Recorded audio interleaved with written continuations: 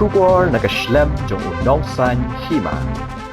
Kementeri Ketenat Kokoit Kakya Kejela ke Dr. Ampareen Lingdo kelai thu ba kesorkar kan Thaw ke Kynhun je Nongmihkhmat bakin pia ke Kejela barok ke wei daki zon ban Peit halor ke Jingbit Jingbiang ki Jaka Sumar ke Dr. Ampareen ke laong ba kesorkar kan Shong Jingyalang bat ki MLA na keleng ki zon bat kin sapen shai shaki halor ke thong ban pen klan ye Ketenat Kokoit Kakya ke Dr. Ampareen ke laong ru ba ke engineering wing jong Ketenat Kokoit Kakya ke de ke Serniu jong Ketenat Public Works Department Kementeri ke laong ba menta ke ikbadan kam ke de ban Peit ba ke engineering wing kan dan ka benta ka babiang khna bikin la ban pendap igi project pat ban order yaki kombalabo problem, and I will further take more reviews of this kind so that I understand the situation and I'm able to take it to Government of India for its kind attention and subsequent interventions.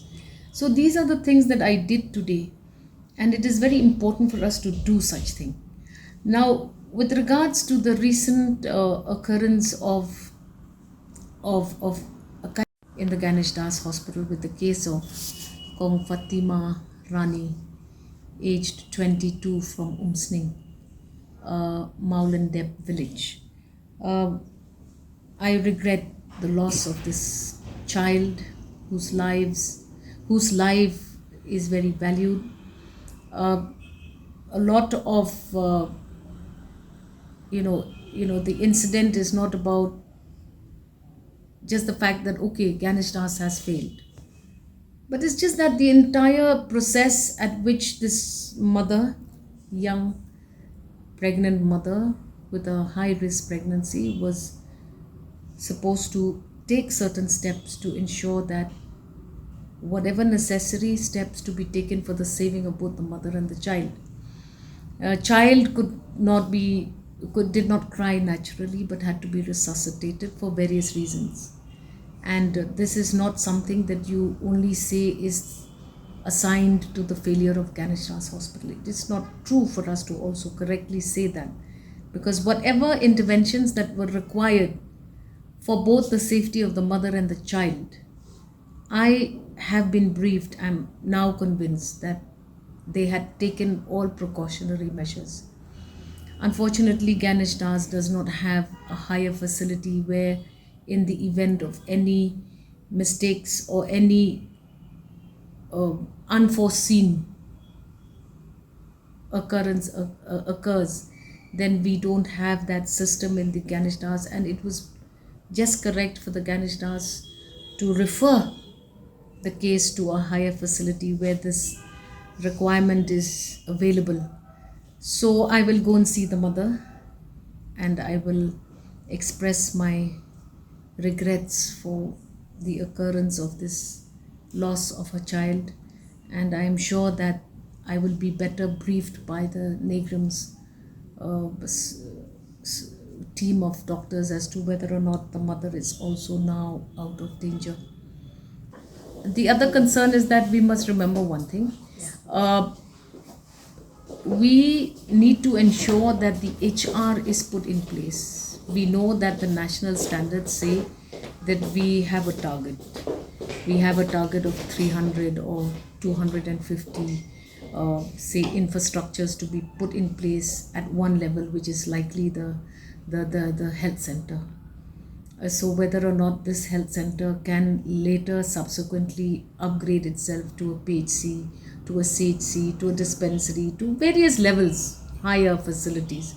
So now we need to now also understand that every time we institute a center for provision of health facilities for the people of the state of Meghalaya, in whichever location, we also have the mandate to actually ensure that the necessary HR is also put in place. So the HR vis-a-vis the infrastructure are two different components of this approach to ensure that we strengthen the entire health system in the state.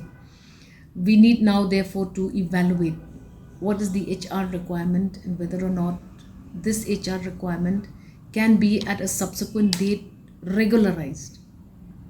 So you see that this is happening with Government of India schemes. You have the NHM, then you have the state intervention. Now, whenever this NHM will then withdraw, then you would have to regularize and absorb all of those staff.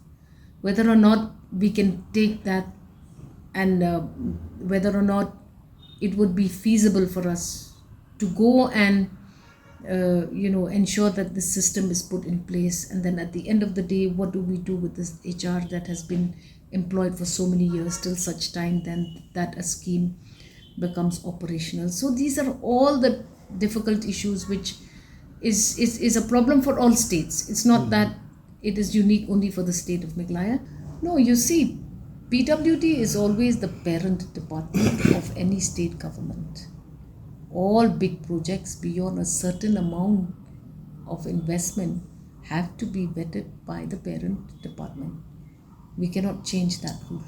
It is a standing rule and a referral. However, when the health department has its own engineering wing, then you also need to justifiably give it all the teeth it requires to function productively. And at this point of time, there seems to be some unhappiness about the functioning of the engineering wing in the health department. We will study this matter. We will ensure that the chief engineer has an entire staff by which he can ensure that infrastructure building in the state for matters of the health department are done in the best possible way. There should not be any lapses. There should not be any shortage of excellence.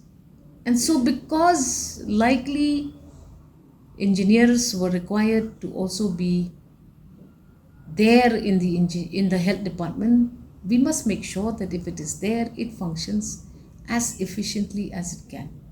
It should not be there as a shadow of a parent department. Being a shadow of the parent department gives a lot of frustration also to those involved in the health department engineering wing. So we will see what needs to get done, and we will ensure that projects that are initiated across the state of Meghalaya are initiated and executed as professionally as possible.